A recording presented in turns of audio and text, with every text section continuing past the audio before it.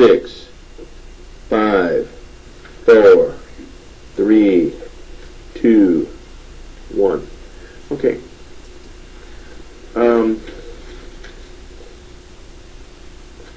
Let's talk a little bit about your husband would get into these drunken stupors, and he would start running his mouth and tell you everything he knew. What did you find was some of the most never doubt the woman's feminine energy, a woman's scorn. Besides the fact that he admitted he couldn't be a Christian and was an existentialist and explaining what existentialism meant to him, which was startling to me.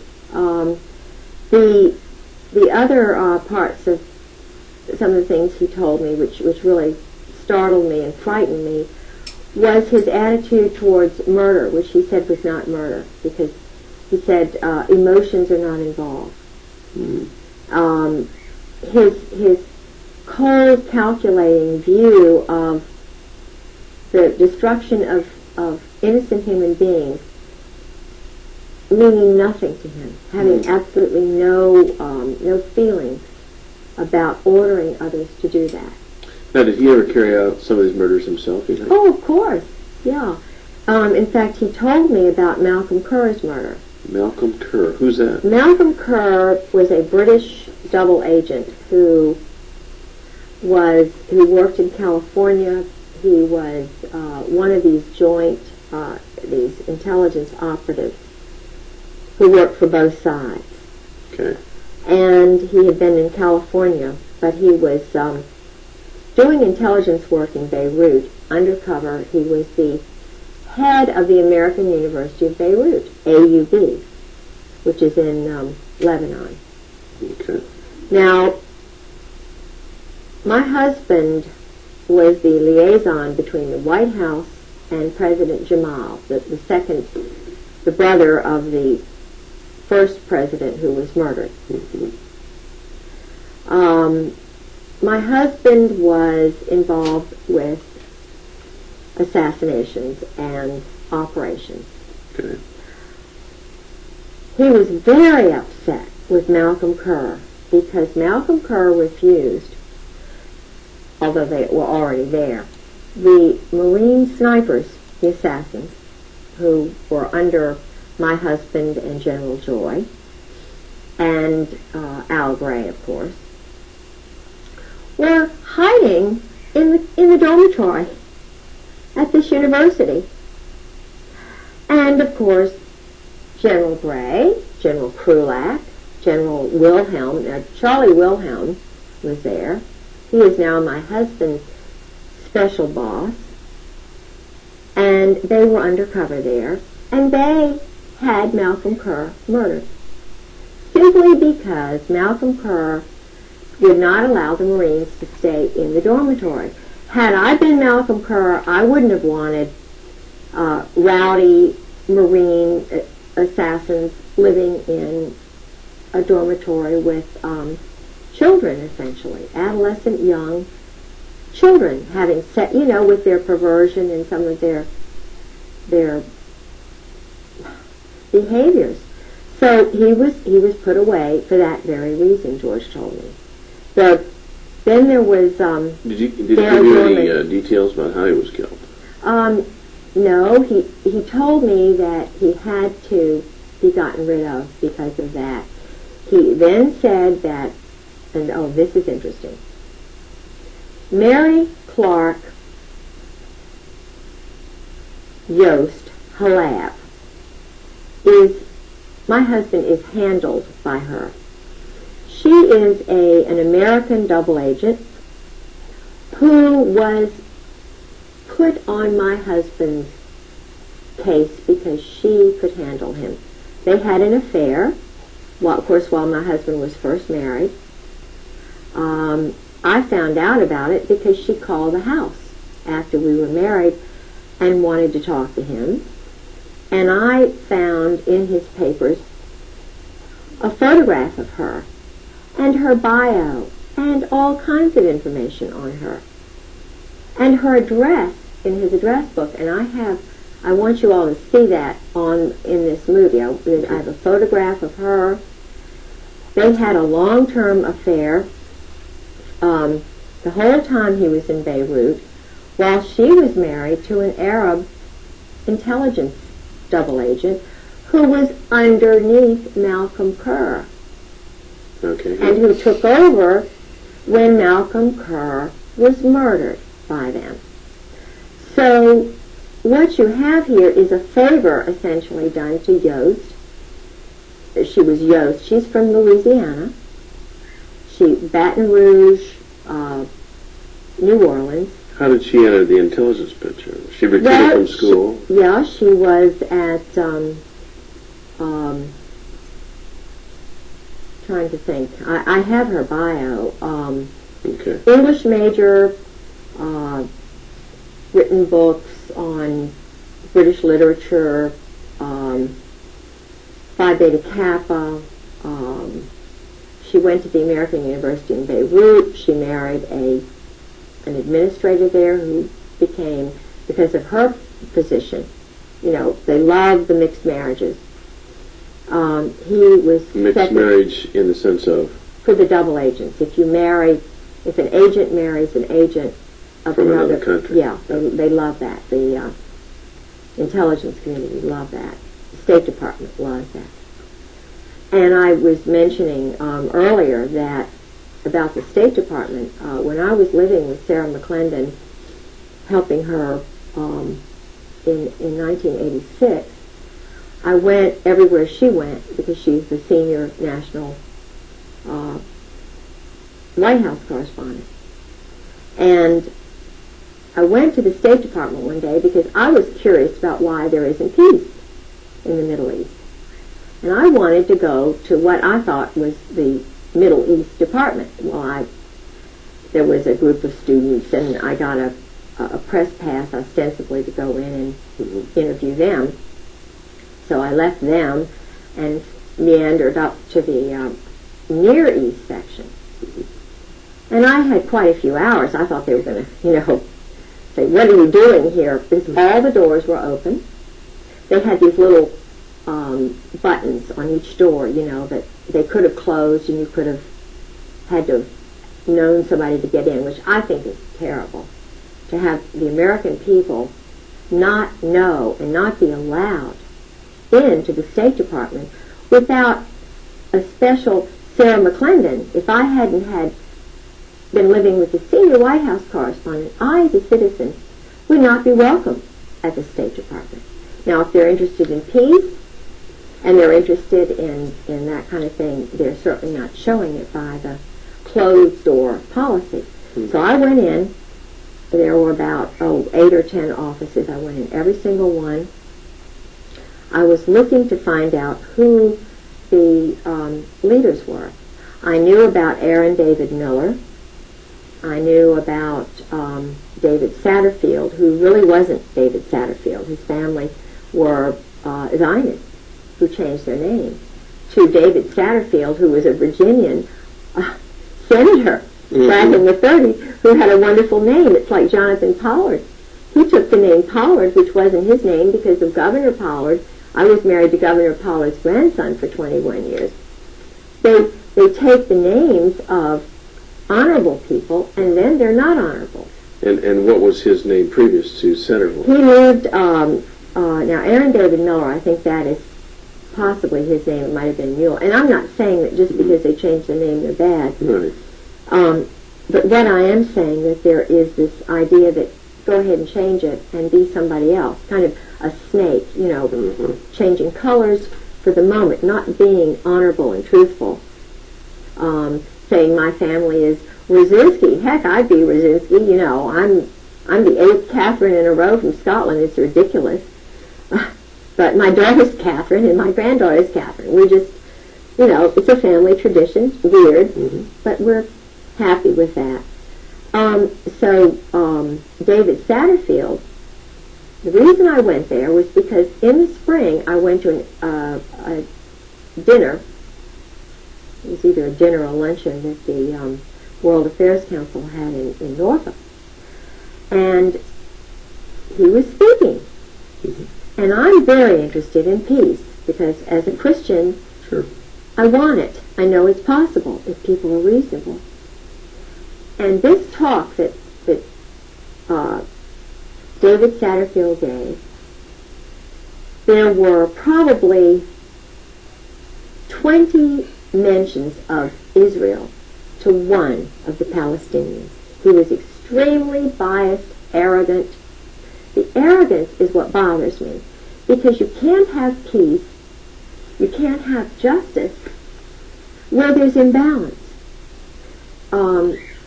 And even that comes from the Greek Furies, you know, the female who holds the justice. Women understand balance and justice. And women know, mothers know, if you show favoritism towards one child, the other child's not going to be normal the rest of its life. So a wise mother is fair and tries to be balanced, as most families do that are balanced.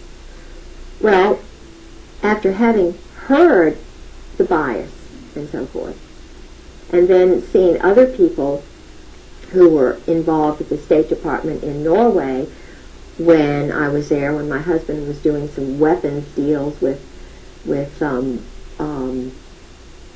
Eigum and some of the State Department people under the table, when we were supposedly going to mosque for the mayor, and her husband and George were doing some deals. He's sort of a pilot, and you know, there's a lot going on between Norfolk, Virginia Beach, and Norway, and weapons deals and so forth now because of what they set up in the spring of '95. So I went into the State Department Near East section and found there was not one single Palestinian, not one single Muslim, religious, Saudi, you know, Jordanian, not one Christian Protestant, not one Roman Catholic, not one plain old American, whatever, from Corn Pub. Every single person in all of those offices were either Zionists, Israelis, whatever, and they had pictures all over the wall of Israel, Israel, Israel. They had magazines, Israel Today. You know, I was given a copy of one. And there were yarmulkes, you know, and the Israeli writing. In other words, and I asked one of the women after having gone through about, 4 or 5 of these offices, I said, because I was pretending like I really, I was just kind of wanting to know where the Palestinian office was, She said, well, we handle all of that. We handle all of that. And this is the State Department, the Near East, the part that handles Israel, Jordan, all of these. Egypt. Yeah, the Near East section. Yeah. It was just totally dominated by Israeli. Totally. And at that time, the spokesman, I can't remember his name, he was a Zionist, the spokesman for the whole State Department. Of course, we know that, and I'm not saying that Madeleine Albright is doing a bad job, because I feel as though being a woman that she is definitely a lot more balanced than Weinberger when he was there, Eagleberger, Schultz, or any of them.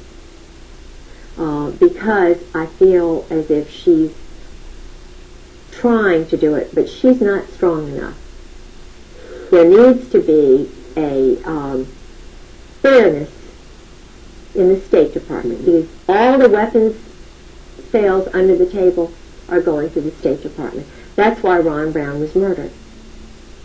Ron Brown tried for the first time to take away the unfair State Department monopoly on illegal weapons and drug deals.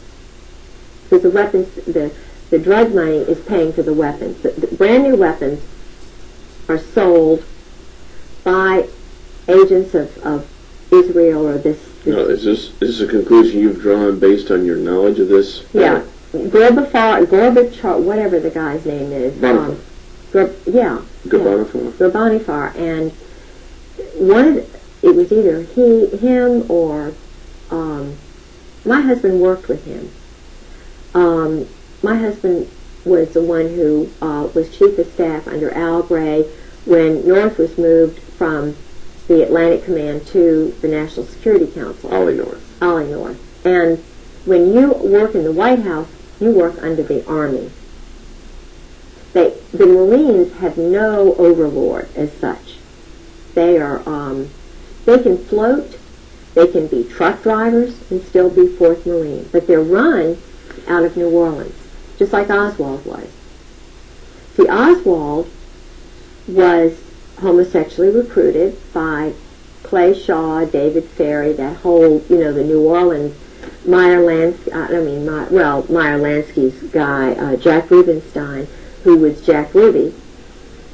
See, all of the funding for these operations go through the joint, the mob. And Oswald's mother had moved to New York, and he had gotten under this Zionist psychiatrist. I can't remember his name. But he came down to check on him. He was brilliant, but he wasn't motivated. He wasn't told he was special. His dad died or whatever, And his father was a, I believe, a German soldier. But the point is, Oswald was a loner, brilliant, and a perfect candidate.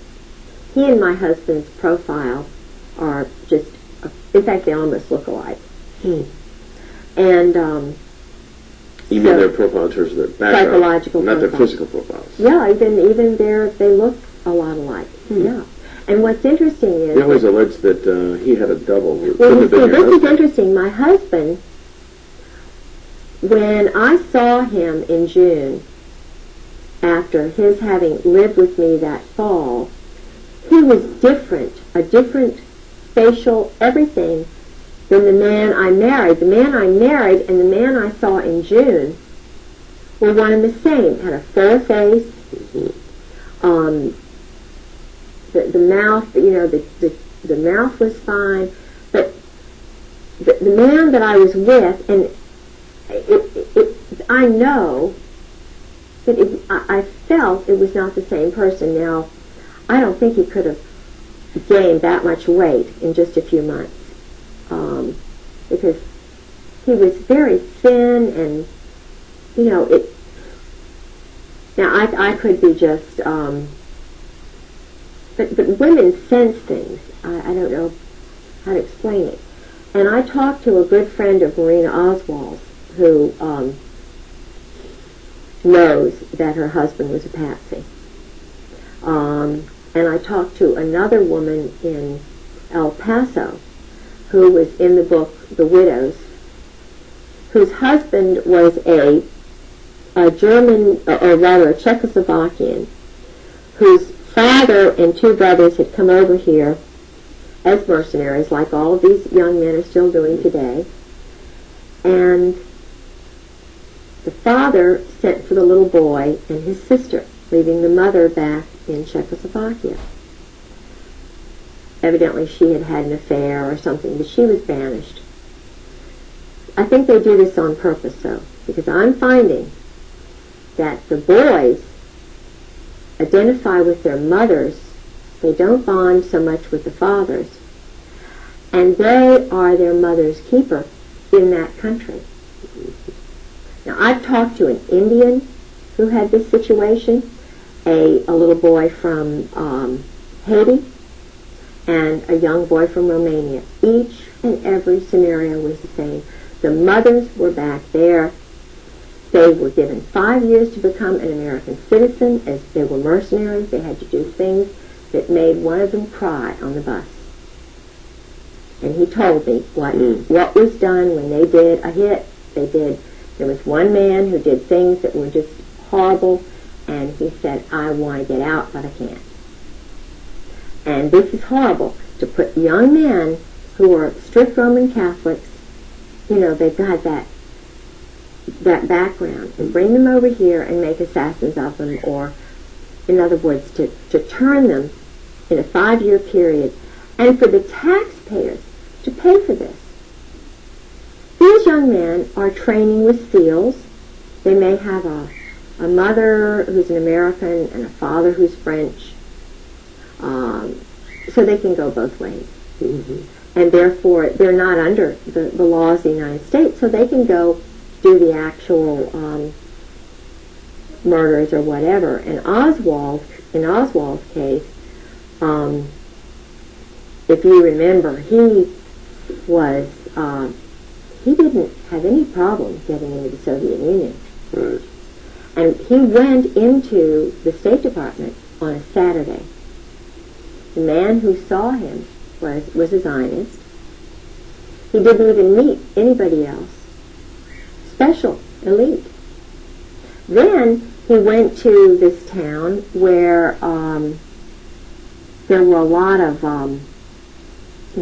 sort of an Zionist intelligence elite group. The Georgian Russians had, because most of the intelligence people for a long time were Zionists in the Soviet Union and in Germany, and I don't know, but I know that they recruited a lot of boys at Eton and places like that, homosexually in England, and then a lot of them went to the Soviet Union after the doctors' plot or something. I think Stalin thought that the Jewish doctors were after him or something, so in 1952 a lot of them had to go away, and they had some sort of a change or whatever. But what's interesting is that a lot of this played into tied into my husband, because he was in the place, the Mecca for the Jewish intelligence, or the Zionist intelligence people in Princeton. All of the movie actors, the movie moguls or whatever, they started out in Princeton. The psychological operations crowd from the Nazi, whatever, they came to Princeton. And, of course, some of them went to Harvard. And they spread out from there. Oppenheimer and, it's very interesting. That's where a lot of them were, in Princeton. And he was there, of course, he was born in 1937. He born in Atlantic City, then they moved to Lawrenceville, but his grandparents lived outside of Princeton. So he had a tie with his grandparents. But then his grandparents wound up moving out to California, so he was really abandoned from the time he was 13. And, of course, being under the influence of Charles Caddock, who was the bodyguard for the Saudis, Allah teacher. And he controlled the power in the school. The Cheeseborough, Headmaster Cheeseborough, of course, gave Charles Caddock carte blanche. Why? Because the Saudis bought a big mansion called Russell House. Caddock was there with the Saudis all alone, and my husband was there. Part of the time, they would go on outings using Saudi money. My husband was taught to fly a plane. He was taught to shoot. They went on they would get nude and run in the woods, kind of thing. Even at Princeton, his roommates told me that he would go out with these men. And when his first roommate said, because he really likes George, and George is a really handsome, I think, a little older now, but in those days he was very handsome.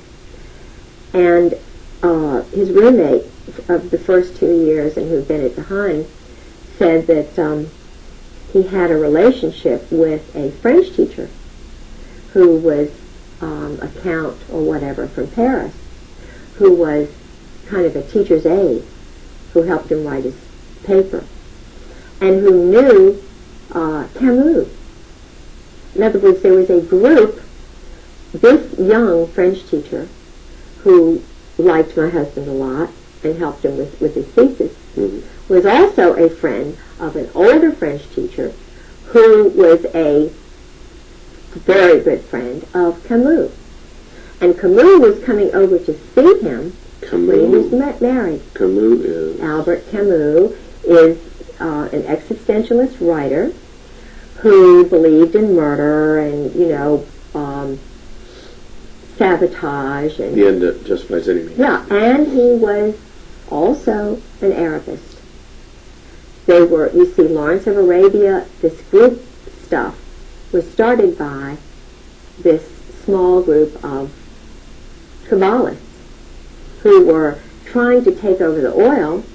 So what they would do would be to find these sheiks and find whichever one would go along with whatever. Well, the Brits were more interested in finding somebody who was fair, not necessarily like that.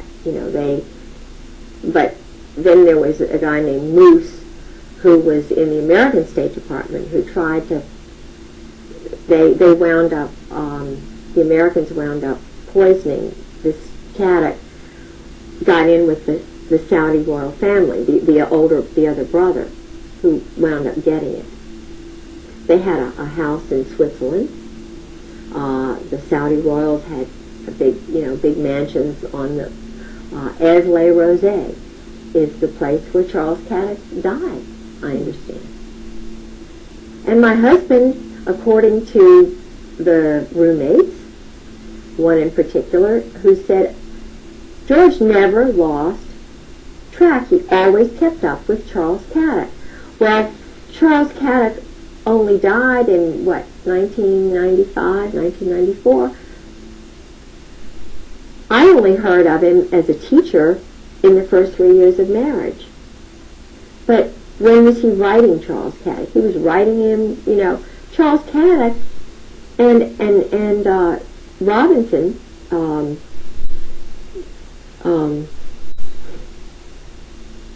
Robinson, I can't think of his name now.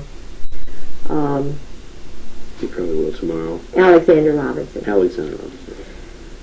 Was a Marine, very handsome, young, went to the Hun School, and was in Saudi Arabia, in these places, came fresh from there to the Hun School. Went to Columbia University as a history major, which is an intelligence school. Columbia is a school where, for example, Nussbaum went, who was across the hall from Vince Foster. I believe Ezra Pound went there, but in other words, Ezra Pound knew too much, so they just put him in St. Elizabeth's Hospital. Right. And it was a wonderful Virginian who got him out. In the movie JFK, there's a scene where it shows this homosexual. You've seen the movie JFK? Mm-mm. Oh, okay. Well, I presume too much, but there was a scene involving Ferry and who's the other guy in New Orleans? David Ferry and Clay Shaw. Clay Shaw. Clay Shaw was OSS. He was also in intelligence, and he was homosexual. Yeah, and they did dress up. They were in that movie in complete drag and a real weird thing, and I'm sure that struck a lot of people as very odd that these people would be homosexual like that. But that actually the movie very I'll have to see that. Evidently, very frankly, brought that across. Yeah. Yeah. Well, what's interesting to me is this book, The Widows, has 4 spies, double agents, who work for the United States and Soviet satellites or whatever who were murdered. And they work for the sort of the Navy and the Army. And one of them was a man who was murdered outside of the Army's intelligence headquarters outside of Washington, and in a Holiday Inn, I think it was. And just before he was murdered, he called his wife back in El Paso and said, "The Army is going to kill me. They're going to kill me." Well, he was murdered, and the Army did kill him. Now, this is a fictional account, or this No, happened? it actually happened. Oh, I was saying the book The Widows is not fiction. Oh, no, it's all... Golitsyn, the spy Golitsyn was in there. There were a couple of others. Paisley, who was murdered almost like this other man.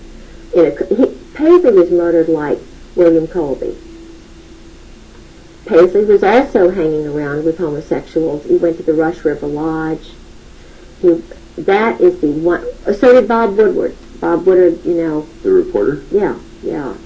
Henry Kissinger was a well-known, totally a homosexual, not even both ways. And so his wife is a marriage of... it's just a convenience. Yeah, and he might, maybe he's discovered women in his age, I don't know. But, I heard through a very well-grounded German that Henry's best friend's father told Henry to stay away from him, and that's why Henry left. The family were embarrassed, and Henry went to Britain, where they did this, and then changed his name from Heinz to Henry. And I interviewed a man named Bob, who's an Army enlisted person who told me about Henry in Cambodia. So he, up through Cambodia, he was actually raping young men.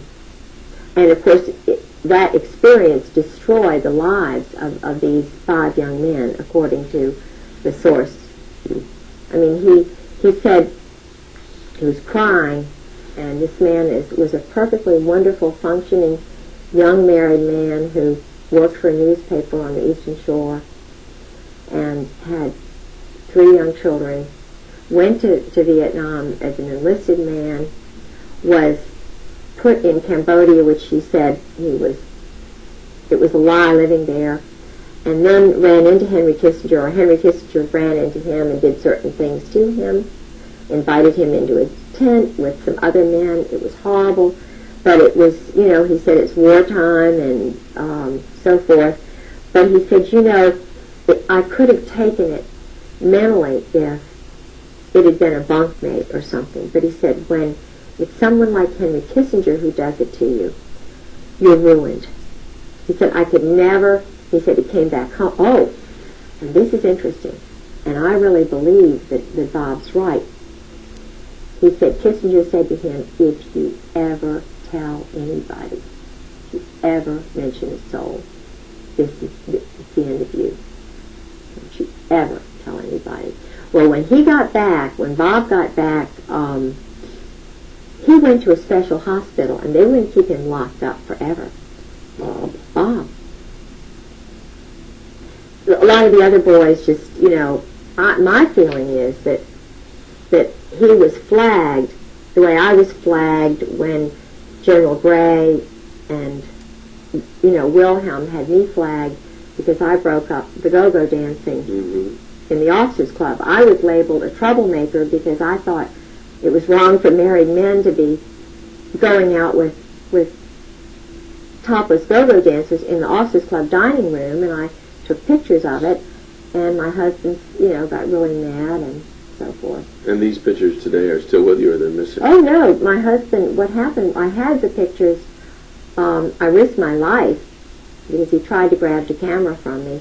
I hid it in the women's bathroom, and he tried to get it from me. We had a terrible fight that night. He wanted the pictures, and I prevailed.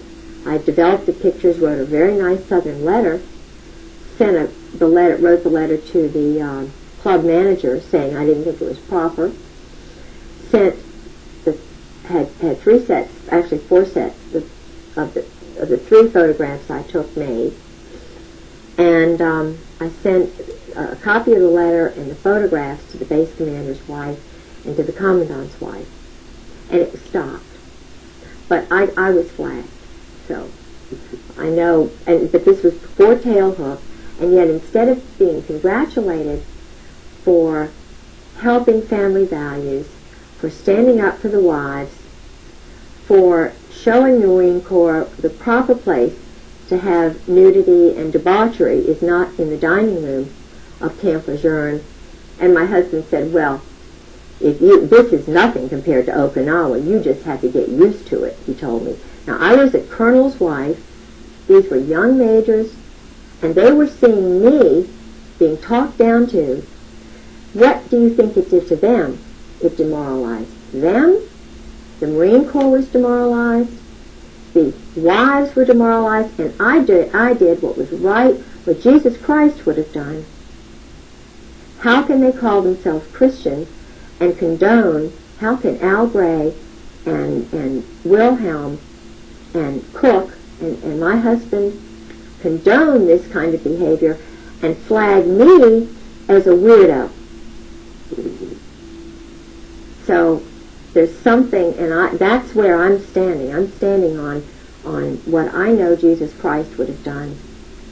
And if they want to, continue to hound me because I'm telling truth, well, that's just the way it is, because I'm not going to lie and develop a different kind of personality just to please them.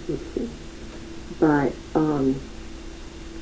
anyway, that happened. Well, it's certainly honorable. Now, the book, The Widows, continues with... Yes, and I contacted this woman. There was a detective who had to be hired. She knew he'd been murdered. The Army covered everything up. She had an independent investigator. And the interesting thing which happened was that she worked in a toy shop. This isn't in the book. She told me this over the phone. This is Mrs. Yeah, it's like Klein. Oh, anyway. Yeah.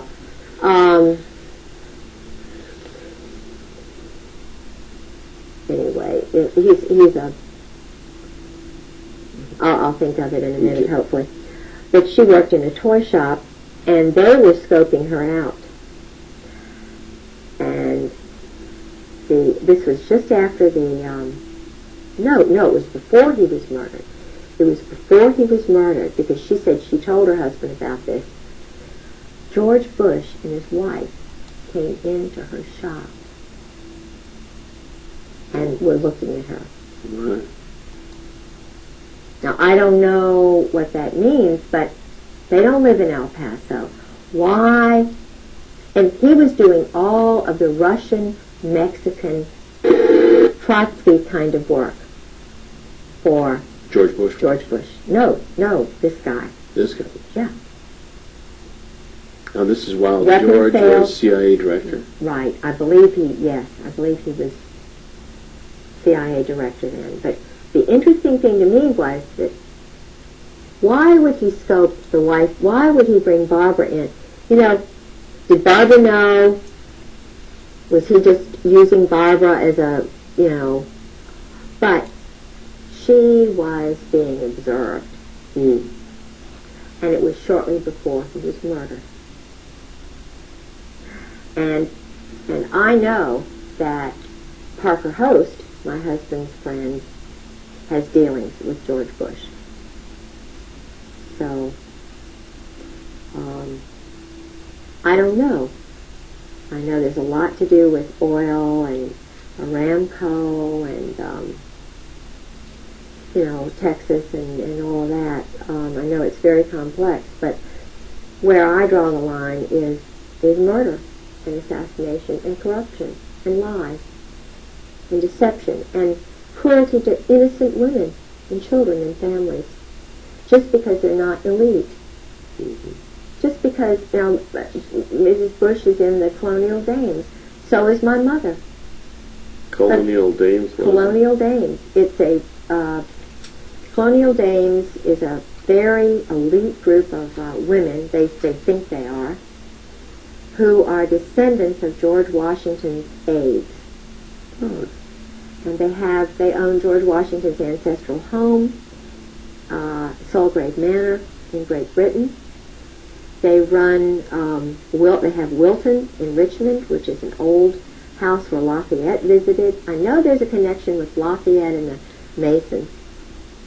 And I know there's a big Mason contingent in the Warfare Selling Group, because the head admiral in Norway, Igam, no, I think he's, no, not Igam, because he's in charge of the prisons which have the drug lord.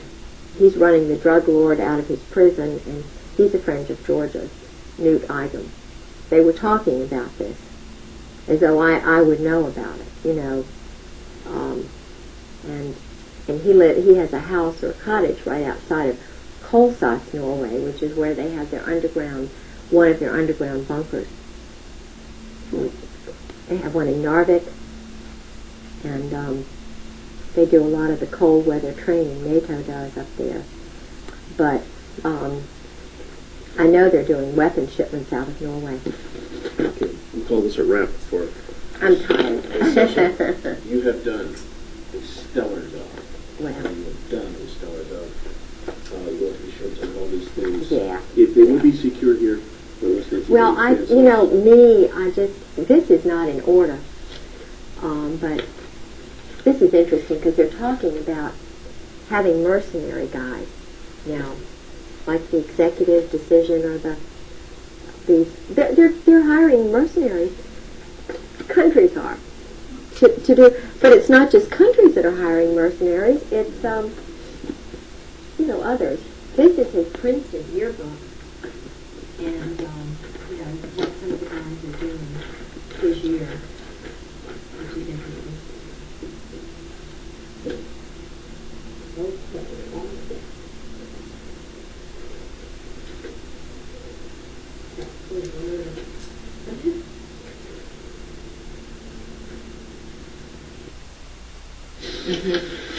Okay, now we're on the clock.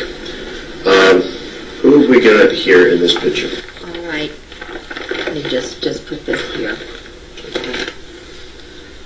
This individual here is his name now is Rockland Williams. He's a South African quote unquote general who was with the army of the White Army in South Africa, who was actually a double agent for Mandela's forces.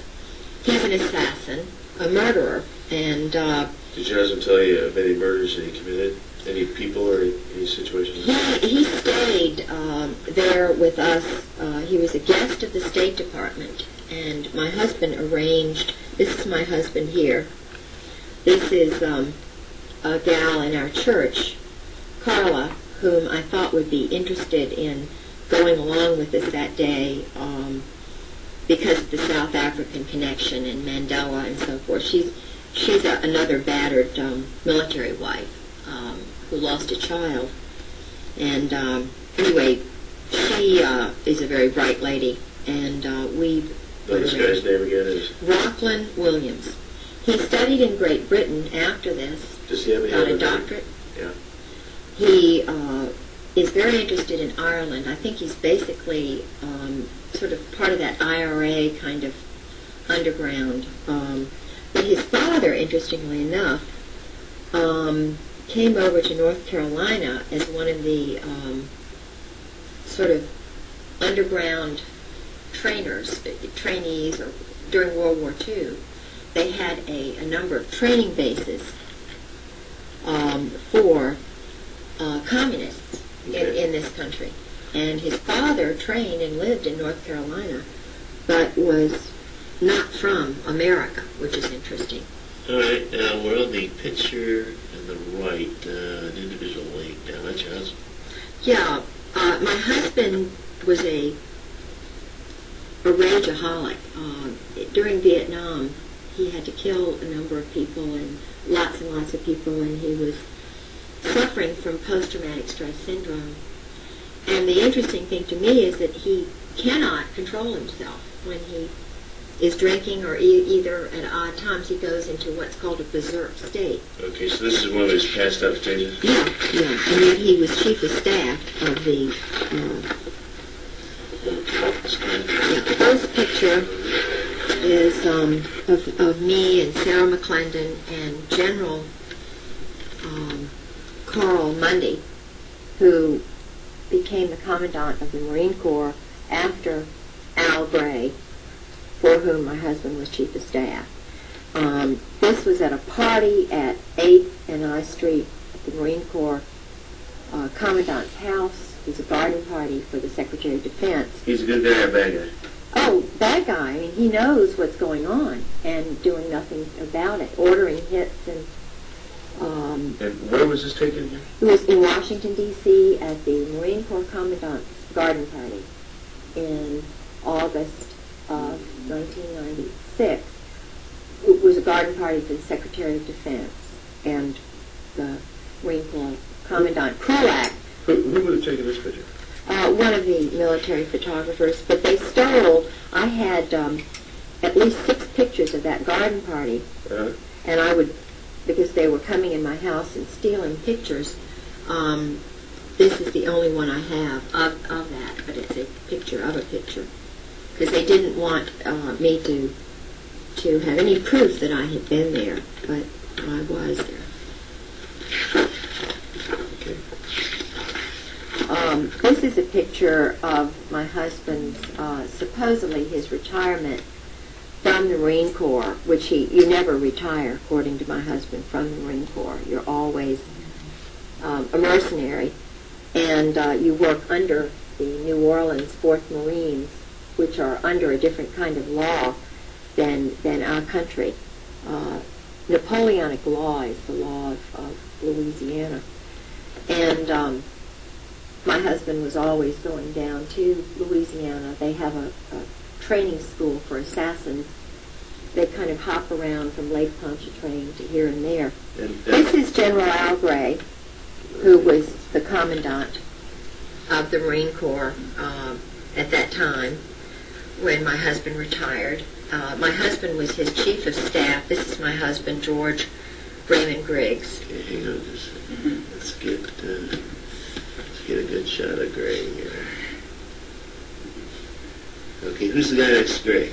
This is my husband's son. He's not quite right. Yeah, he's kind of a little bit of a, he's not right. And the lady? That's the Commandant's wife. He married her very late in life because he needed a 3rd star. Now, who's the Commandant? Al Gray, and her name is Jan Gray. Is she a good lady? She worked Has for... potentials? She has potential. She worked for him in his... See, even when he was general, he ran an intelligence operation, which was a contract organization, trying to hook politicians and get them. What is the word? In other words... Compromising situation. Yes. He has and still had and still has an organization which brings in whores, prostitutes, whatever you want to say, who will compromise politicians so they can be used. Jan worked for him in that organization, which was not part of the military. She was a hooker. Well, I don't know. She chain smokes, she sleeps with the dogs and stuff. But when his mother was ill, when he was at FMF Lant, Fleet Marine Force Atlantic, Jan came to stay with his mother because she was on sedation and she may have talked too much to keep an eye on the mother. And then he married her because he would not have gotten his 3rd star or whatever without having been married, because he is a homosexual. He's a well-known group-sex homosexual. And that's my husband, that's me, and that's my son, Garland, who's now married, and I have 2 grandchildren.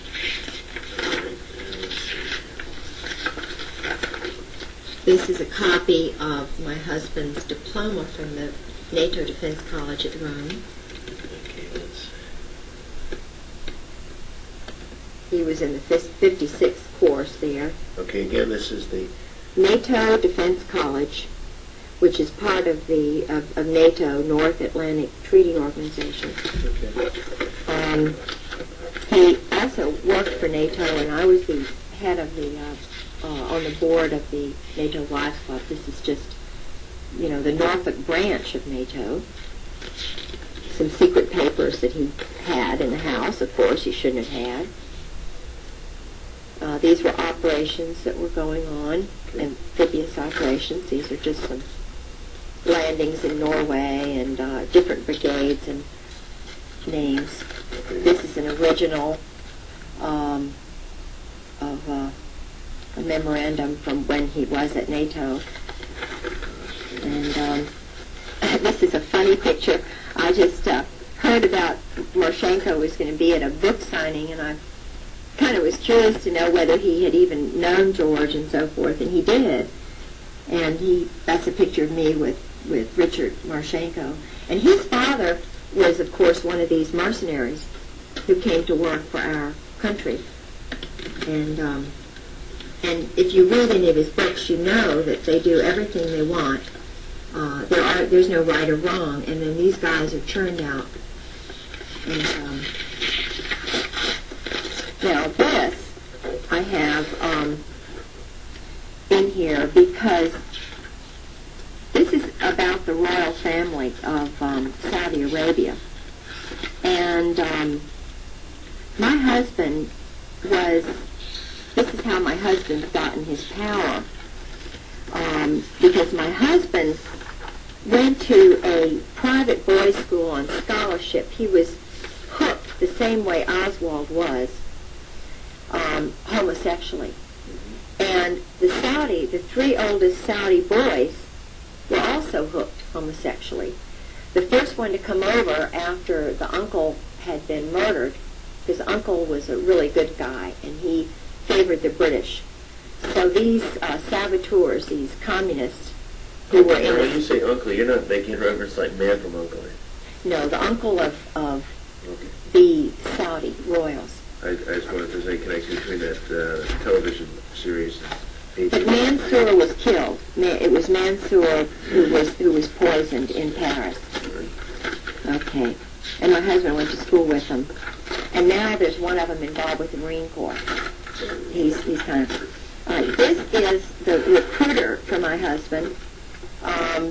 I'm sorry it's not a better picture, but it was faxed to me, and they took the originals. This was a copy of an old one.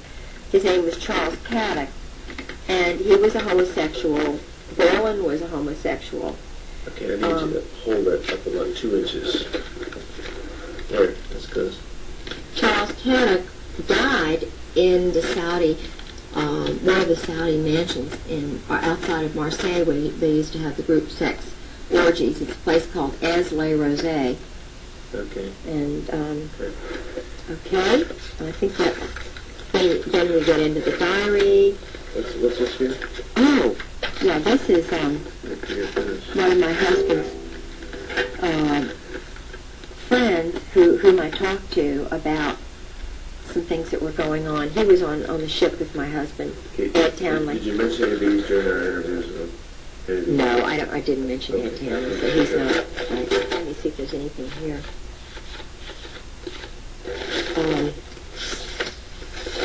Yeah. When I was going through, they've taken so many of the originals, I met with Ollie Whipple. Now, Ollie Whipple is another Marine intelligence person who told me about Dale Dorman. Okay, do we have any pictures? No. All we need to reduce on this tape here is pictures. Okay. Or documents that are significant to anything we might have discussed. Englehart. My husband's getting mail Major. for an Englehart. Joseph Englehart. And I know that there's connection. There's money's being laundered. This is a presidential citation, copy of one for my husband. Okay. Oh, and this number is important because this is not his Social Security number, and you can find out a lot by that number. I think it's either 077 170, or with that number, you can find out a lot about my husband from that. Oh, here it is, 077 670. Hang on a second. President. These are certificates of what? When he rises in rank. Oh, I see. From one rank to the other. We went from colonel all the way back. I see. He was, let's see. Now, next step after colonel is General. general. He didn't make general because of his wife's mishap. That kind of put him back a little bit. You missed him, huh? Now. No, I mean his first wife. Oh. Her death, Yeah. which was not. Here, he was with the U.S. Defense Liaison Group in Indonesia, where they were training assassins on Timor. They have a little factory for assassins and terrorists that was started by Mountbatten. Okay. This is NATO headquarters.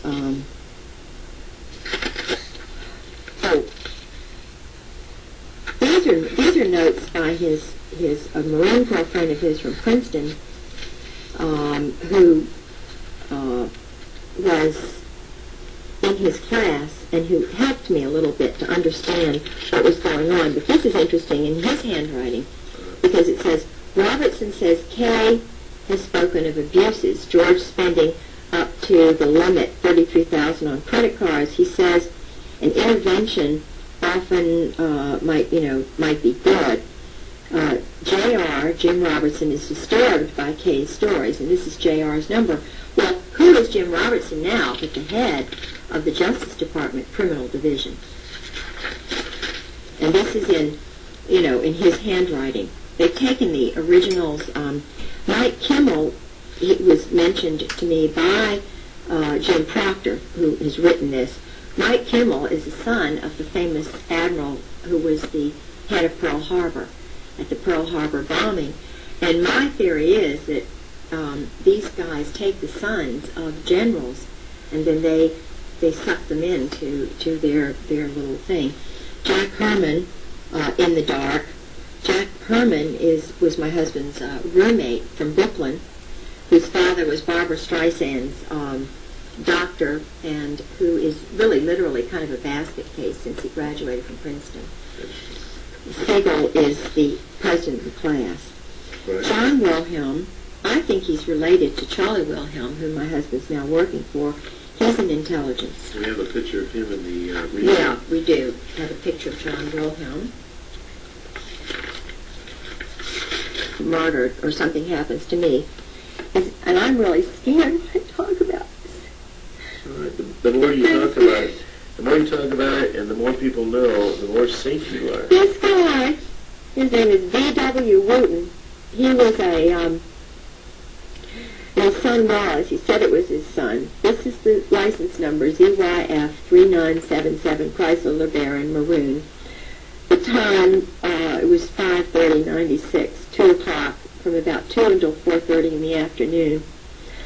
They were parked there, and on his clipboard he had personal data. He had a book entitled Religions of the World. He was obviously studying Islamic religions, because that was, what the thing. 2 Army pea green coats, his curriculum vitae, and he had 21 years of service with the Air Force. Among the top, I couldn't read the rest of that. Experience, 1992 to present. Chief of Security, K.I. Sawyer, commander of 350 persons. Provides protection, top secret security, education, master's degree, bachelor's degree, squadron officer, Air Force Staff College, fundamentals of total quality, I don't know, awards, Air Training Command, member of the Marquette, he's a fraternal order of police member. But this is interesting, 1991 to 1992, Provost Marshal at Keflavik, Iceland, which is where all of this, the drug smuggling and stuff goes through that.